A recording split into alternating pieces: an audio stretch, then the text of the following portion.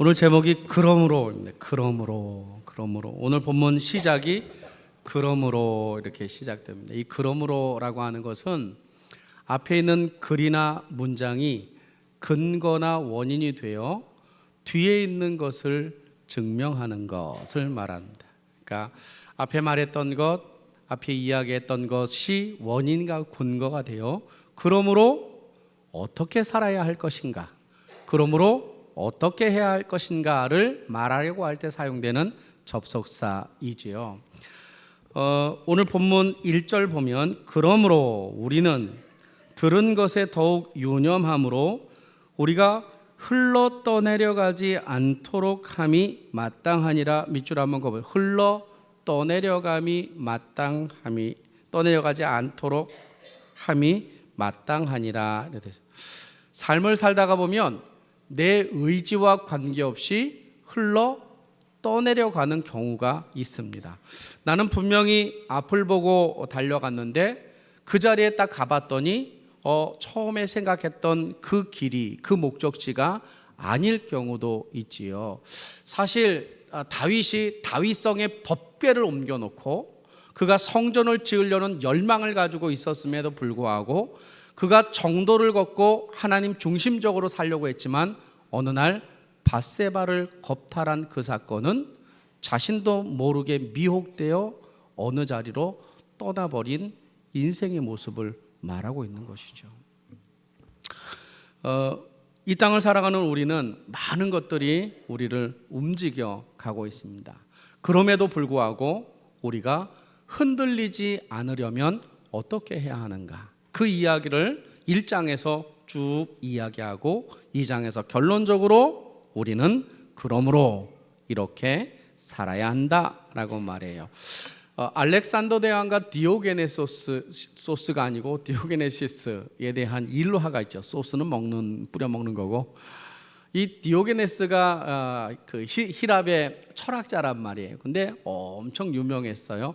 알렉산더 대왕이 한번 만나보고 싶었던 사람입니다. 이 사람은 어떤 사람이냐면 대낮에 옷을 다 벗고 벌거벗고 시내를 활보해요. 왜냐하면 시내에 많은 사람이 있어도 인간답게 보지 않는 거예요. 인간이 없다 이렇게 생각. 사람은 있어도 그 사람이 인간이냐? 짐승이다. 내가 옷을 벗고 다녀도 나는 그들 앞에서 수치를 당하지 않는다 하고 옷을 다 벗고 사람을 찾으러 돌아다녔어요. 진정한 사람이 누구인가? 근데 그 대낮에 등불을 들고 돌아다녀서 등불을 들고 진정한 사람을 찾기 위하여 어느 날 그가 자기 집에 햇빛을 맞으며 흔들 의자에 있는데 알렉산더 대왕이 인도를 침공하기 위해서 가다가 그 집을 이르게 되었죠. 디오게네시스가 얼마나 유명한지 알렉산더 대왕이 딱 가서 그에게 이렇게 얘기했어요. 나 알렉산더 대왕이야 딱 그랬어요. 그래서 디오게네시스가 뭐라고 그러는지 혹시 아세요? 비키시오 햇볕 가립니다. 그 대왕 앞에서 그는 어떻게 그렇게 당당하고 견고할 수 있었을까? 무엇인지는 모르지만 분명한 것은 그는 그 대왕 앞에서도 견고할 수 있는 무엇이 그에게 있었다는 겁니다. 우리가 이 땅을 살아갈 때 하나님의 백성으로 세상의 많은 이야기들, 전염병에 대한 이야기들이든지 정치에 대한 이야기든지 전쟁에 대한 이야기든지 이런 속에서 우리는 과연 믿음 있는 자로 견고하게 살아가는가? 아니면 이리저리 하나님과 관계없이 신앙인과 관계없이 휩쓸려 살고 있는 것은 아닌가? 우리가 제일 약한 것이 듣는 것입니다. 듣는 것. 그리고 우리가 가장 잘못 사용하는 것이 말하는 것입니다. 이 두 가지가 딱 합쳐지면 잘못 말하고 그것을 들으면 우리가 많이 혼돈되기 쉽지요. 그래서 오늘 히브리서 기자는 너희들이 박해에 있느냐 고난 가운데 있느냐 그러므로 너희가 다시 유대교로 돌아가고 믿음에서 파선하는 이 길, 너희도 모르는 사이에 이 흘러가는 이 상황들 속에서 우리가 견고할 수 있는 방법이 무엇인가, 그 비결이 무엇인가를 말해주고 싶은 거예요. 그러므로 너희는 흔들리는, 흘려 떠내려가는 세상 속에서 이렇게 살아야 한다라고 말하는 것입니다. 오늘 본문 1절은 우리에게 이렇게 말하고 있습니다. 그러므로 우리는 들은 것에 더욱 유념함으로, 밑줄 한번 그어보세요. 들은 것에 더욱 유념함으로. 그러므로 히브리서 기자는 오늘 이 히브리서를 읽는 모든 대상에게 무엇이다 말하는가? 흘러 떠내려가지 않도록 하기 위하여 첫 번째, 나는 무엇으로 사는지를 고민해라 라고 말합니다. 나는 무엇으로 사는가? 히브리서 기자는 들은 것을 유념함으로 살아야 된다라고 말합니다. 아주 쉽게 얘기하면 그렇습니다. 그리스도인은 무엇 붙잡고 살아야 돼요? 말씀 붙잡고 살아가는 겁니다. 주께서 우리에게 들려주신 것, 하나님이 우리에게 주신 생명의 그 말씀이 내 인생의 생명이라고 생각하고 그 들은 것을 붙잡고 살아가야지, 만약에 다른 것 붙잡고 살아가다 보면 어느 순간 내 자신도 모르게 그 자리에서 내가 발견되는 그런 일이 생길 수도 있다라고 하는 것이죠. 하나님은 이스라엘 백성을 애굽 땅에서 인도하여 가나안으로 들여보내려고 그들을 이끌어내셨고 말씀하셨어요. 가나안을 네게, 내 자손에게 주리라. 그래서 애굽에서 이스라엘 백성을 이끌어냈단 말이에요. 가데스 바네아에서 그들은 12명의 정탐꾼을 보내 가나안을 정탐하고 돌아왔지요. 근데 이상한 일이 벌어진 거예요. 하나님의 말씀, 하나님이 이미 예전부터 약속하신 그 말씀을 들었음에도 불구하고 10명은 절대로 우리가 들어가면 안 된다, 우리가 그들을 치기에 너무나 대단한 적군이 저기 있기 때문에 우리는 메뚜기다, 들어가면 죽는다, 이렇게 하나님이 말씀하셨음에도 불구하고 우리의 생각으로 따져볼 때 절대로 안 된다. 이때 여호수아와 갈렙은 다르게 생각했죠. 하나님이 저들을 우리에게 주셨으니 저들은 우리의 밥이다, 들어가자. 그들은 들은 것대로 가나안에 들어갔지만 나머지 1서대는 모두 광야에서 죽음을 맞이하고 말았죠. 3장 15절 3장 이야기가 그 이야기입니다. 히브리서 3장 이야기가 약속을 듣고도 그 약속이 그 삶에 역사하지 못하는 것에 대하여 지적하는 내용인데, 15절 성경에 일렀으되 오늘 너희가 그의 음성을 듣거든 경노하시게 하던 것 같이 너희 마음을 완고하게 하지 말아라. 현재 지금 히브리서를 듣는 이 사람들에게 너희는 말씀 앞에 너희 마음을 굳게 하지 말아라. 16절 옛날에 듣고 하나님을 경노케 하던 자가 누구냐를 말하는, 듣고 경노하시게 하던 자가 누구냐? 모세를 따라 애굽에서 나온 모든 사람이 아니냐? 또 하나님이 40년 동안 누구에게 노하셨느냐? 그들의 시체가 광야에 엎드러진 범죄한 자에게가 아니냐? 또 하나님이 누구에게 맹세하사 그의 안식에 들어가지 못하리라 하셨느냐? 곧 순종하지 아니하던 자들에게 아니냐라고 역사적으로 들려주었던 것을 상기시키고, 지금 흔들리고 있는, 휩쓸려 가고 있는, 지금 로마에서 믿음 생활하고 있는 그 그리스도인들에게 이렇게 교훈하고, 19절 이로 보건대 그들이 믿지 아니함으로 능히 들어가지 못한 것이다. 그러므로 4장 1절 우리는 두려워할지니 그의 안식에 들어갈 약속이 남아있을지라도 너희 중에 혹 이르지 못할 자가 있을까 두려워하고 염려하고 살아가야 된다, 이렇게 말합니다. 구원의 불확실성을 말하는 것이 아니라 우리가 이 땅을 살아갈 때 우리는 무엇에 의하여 움직이는가?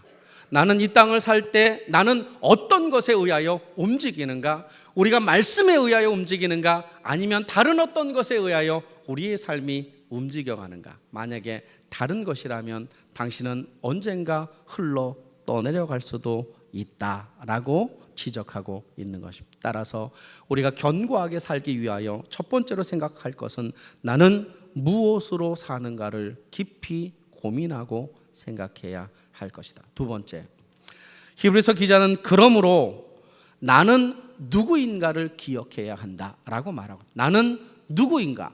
나는 무엇으로 움직여가는 사람인가? 두 번째, 나는 누구인가? 오늘 본문 2장 3절 우리가 이같이 큰 구원을 등한히 여기며 있어요. 여기에서 큰이라고 하는 단어는 크다 작다를 의미하는 것이 아니라 위대하다라고 말하는 거예요. 여러분, 예수님이 십자가에 달리셔서 우리에게 주신 그 구원은 우리의 삶에 정말로 위대한 구원이었단 말이에요. 이 구원이 우리를 지키고 이 구원이 모든 것에서 우리를 살릴 수 있는 능력임에도 불구하고 이들은 내가 하나님의 자녀됨에 대한 사실에 대하여 흔들리기 시작했어요. 내가 받은 구원관에 있어서 흔들리기 시작한 것이었죠. 그래서 3절 우리가 이같이 큰 구원을 등한히 여기기 시작했어요. 여러분, 우리가 하나님의 자녀된 것이 이 땅에서 가장 큰 복인 줄로 믿습니다. 그거를 생각하는 거. 야, 어떤 일이 있어도 내가 누구야? 하나님의 자녀. King's kids. 나는 하나님의 자녀야. 그것이 나에게 힘이고 내가 살아가는 삶에 결정할 일들을, 행동할 일들을 결정한다라고 말하는 것입니다. 3절 우리가 이같이 큰 구원을 등한히 여기면 어찌 그 심판을 피하리요. 심판을 피하리요. 하나님의 자녀가 자녀로서의 분명한 정체감이 없이 살아간다면 하나님이 그에게 보응하지 않겠는가? 심판하지 않겠는가? 이 구원은 처음에 주로 예수님으로 말씀하신 바요. 들은 자들이 우리에게 확증하였다. 마가복음 1장 예수 그리스도의 복음의 시작이고 그 복음이 갈릴리에서 최초로 전파된 그 말씀대로 하나님이 그의 제자들과 믿는 자들을 그렇게 이끌어 가셨다라고 하는 것을 역사적으로 보지 않았는가? 하나님의 말씀이 공수표라면 하나님의 말씀 따라갈 필요가 없지요. 하나님의 말씀이 공수표라면 내가 너를 구원하였어, 그게 공수표가 되는 거 아니겠습니까? 근데 너희들이 아무리 어렵고 힘든 핍박 가운데 있을지라도 하나님의 자녀는 내가 책임지리라 주님 말씀하셨다면 그것을 시작하시고 그것을 확증하셨던 역사의 기록이 있다면 너희들 지금 불안한 가운데에서도 하나님의 자녀된 것을 등한히 여기지 말라라고 말하는 것입니다. 여러분께 질문해 볼게요. 여러분, 나는 누구인가? 나는 정말 구원의 확신을 가지고 살아가는가? 라고 하는 겁니다. 예전에 그 대학가에 야구, 농구 막 이렇게 해서 농구나 야구가 막 있을 때 연대하고 고대하고 농구 야구하면 현수막에 뭐라고 붙어요? 뭐라고 붙죠? 연고전이라고 붙죠. 그것이 진리인 것이죠. 연고전. 고대 앞에 가면 그거는 아닌 것 같아요. 그죠? 고연정이하고 헷갈릴 수 있는, 그렇지 않습니까? 역시 연대하고 고대의 스포츠는 연고전이지 고연전 어감도 별로 안 좋다. 여러분, 우리가 남북대화 말할 때 남북대화로 말합니까? 북남대화로 말합니까? 남북대화. 북한에서는요, 북남대화. 왜 그래요? 우리는 남쪽 사람이고 그들은 북쪽 사람이기 때문에 자기가 누구이냐에 따라 말이 나오는 것이죠. 우리의 삶의 행동은 내가 누구인가로 결정되는 것입니다. 내가 하나님의 자녀이다. 그러면 자녀다운 삶의 열매들이 우리의 삶 가운데 나타날 것이지만 내가 하나님의 자녀다움이 무너져 내리면 내 삶에 타협이 나올 수도 있고 여러 가지 어려움도 나올 수 있습니다. 최근에 세간에 이렇게 매스컴에서 떠드는 두 명이 있죠. 한 명은 윤석열 검찰총장이고 한 명은 누구지? 갑자기 이름 까먹었어요. 진중권 진보 세력의 대표자였죠. 정치 이야기하는 게 아닙니다. 얼마 전에 앙케이트 했는데 윤석열 검찰총장이 대통령 후보감 2위로 올라왔어요. 여러분, 원인이 뭐라고 생각하세요? 원인이 뭐라고 생각하세요? 그 사람의 외관? 그 사람이 검찰총장이라는 거? 뭐가 그를 그렇게 사람들로 하여금 표를 던질 수 있는 원인을 제공했을까요? 그냥 저 개인적으로는 제가 봤을 때 그는 그냥 그 자리에서 검찰총장으로서의 그 역할을 담당하게 진행하고 있는 것 그거밖에 없어요. 누가 뭐라고 그래도 검찰총장으로서 그 일을 하고 있는 것. 진중경 교수가 우리의 세간에 자꾸 이렇게 오르는 것은 그는 진보 세력이지만 그럼에도 불구하고 옳고 그름에 대하여 정확하게 이야기하고 있기 때문에 그렇다는 것이죠. 그렇다면 우리는 그리스도인인데, 내가 그리스도인이다라고 한다면, 내가 하나님의 자녀라고 한다면 나는 어떻게 살아가야 하는가? 그것이 분명하면 우리는 흔들리지 않습니다. 근데 구원의 확신, 내가 하나님의 자녀라는 정체감이 흔들리기 시작하면 우리는 타협할 것이고 세상을 보게 될 것이죠. 여러분, 1962년도 8월 달에 피트 베스트라고 하는 사람이 있습니다. 이 사람은 어디에 소속되었던 드러머냐면 아주 유명한 노래가 있어요. Yellow Submarine, Yellow Submarine. 이거 혹시 뭔 줄 아세요? Yellow Submarine, 노란 잠수함, 노란 잠수함. 이거는 알 거예요. Yesterday, all my trouble. 뭐 이런 거 있어요. 누구의 노래지요? 비틀즈. 영국이 나온 세계적인 그 그룹이죠. 여기에 드러머가 누구였느냐? 이 피트 베스트라고 하는 친구였어요. 그런데 드럼을 칠 때 상당히 침울하게 드럼을 치는 거예요. 그러니까 주변에 있었던 사람들이 보기에, 그러니까 자기 그룹이 보기에 이 친구가 우리의 드러머를 치기에는 너무 암울하다. 사람을 다시 뽑자. 그래서 뽑은 게 제가 좋아하는 드러머 링고스타. 링고스타는 어떻게 드럼을 치느냐 하면 정신없이 쳐요. 막 흔들어가면서 이렇게. 너무나 현란해요. 저는 이제 그 현란함에 빠져가지고 제가 이제 좋아하는데, 링고스트가 처음에 뽑혔을 때 여러분 이 그 피트 베스트의 그 뭐죠? 팬들이 없을까요? 피트 베스트도 아주 유명한 사람입니다. 팬들이 많았죠. 링고스타로 바뀌고 난 다음에 피켓 들고 나와서 링고스타 아웃, 그 다음에 베스트 컴온, 베스트를 다시 불러달라라고 피켓을 들고 이 팬들이 아주 야단을 쳤죠. 이때 링고스타를 중심으로 한 비틀즈가 처음으로 음반을 냈어요. 많은 사람들이 링고스타를 평가하고 폄하하고 욕하고 막 그랬지요. 나중에 이 음반이 딱 나오고 나서 사람들이 링고스타에게 물어봤어요. 당신이 많은 평가와 그렇게 지탄의 이야기를 들으면서도 그 앨범을 마지막까지 마무리할 수 있었던 그 힘, 그 이유가 무엇입니까? 라고 질문했어요. 뭐라고 대답했는 줄 아세요? 링고스타가 명답을 했습니다. 이렇게 대답했어요. 영어로 얘기하기 죄송. I am 링고스타. 끝. 나는 링고스타입니다. 그렇기 때문에 그 자리에서 내 일을 한 것뿐입니다 라고 말했습니다. 여러분, 내가 누구이냐는 정말로 중요한 거예요. 이들이 무너져 내린 것은 큰 구원을 등한히 여긴 것, 내가 하나님의 자녀된 것을 등한히 여긴 것 때문에 무너져 내렸다. 반대로 우리가 하나님의 자녀됨과 정체감이 분명하다면 흔들리는 세상 속에서 견고할 줄로 믿습니다. 두 번째, 마지막 세 번째, 나는 무엇을 위하여 사는가? 첫째, 나는 누구에 의해서 움직이는가? 둘째, 나는 누구인가? 마지막 세 번째, 나는 무엇을 위하여 사는가? 오늘 본문 4절, 하나님도 표적들과 기사들과 여러 가지 능력과 및 자기의 뜻을 따라 성령이 나눠주신 것으로서 그들과 함께 증언했어요. 그들이 누구예요? 주의 제자들, 주님의 사람 사도들.